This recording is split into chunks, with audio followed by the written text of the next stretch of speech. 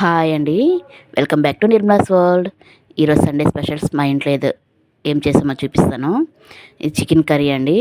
అంటే ఫ్రైలా కాకుండా చికెన్ పులుసులాగా చేశానమాట. చాలా రోజుల నుంచి చేసుకోవాలనుకుంటున్నాను. సో ఈరోజైతే చికెన్ పులుసులాగా చేశాను. అలాగే ఇందులోకి రసం అండి. లాస్ట్గా రసం వేసుకుంటాం కదా. సో అందుగా నాన్ వెజ్ ఐటమ్స్ అయితే రసం కంపల్సరీగా ఉండాలి. సో అందుకోసం అయితే రసం పెట్టాను అనమాట. ఇది టమాటా రసం అండి. అలాగే ఇది మటన్ కైమా అండి. ఇది మా వారి కోసం చేశానమాట. చాలా తక్కువ, ఒక 100 గ్రాములు ఏమో ఉంటుంది.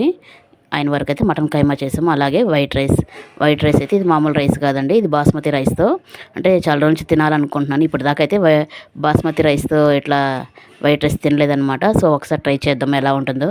టేస్ట్ అయితే ట్రై చేశాను. టేస్ట్ అయితే చాలా బాగుందండి. బాస్మతి రైస్తో వైట్ రైస్ అయితే చేశాను. చికెన్ కర్రీ కాంబినేషన్తో టేస్ట్ అయితే నెక్స్ట్ లెవెల్ ఉందన్నమాట. చూశారు కదా వీడియో. ఈ వీడియో నచ్చితే నా ఛానల్ లైక్ చేయండి, నా ఛానల్ సబ్స్క్రైబ్ చేసుకోండి. బాయ్.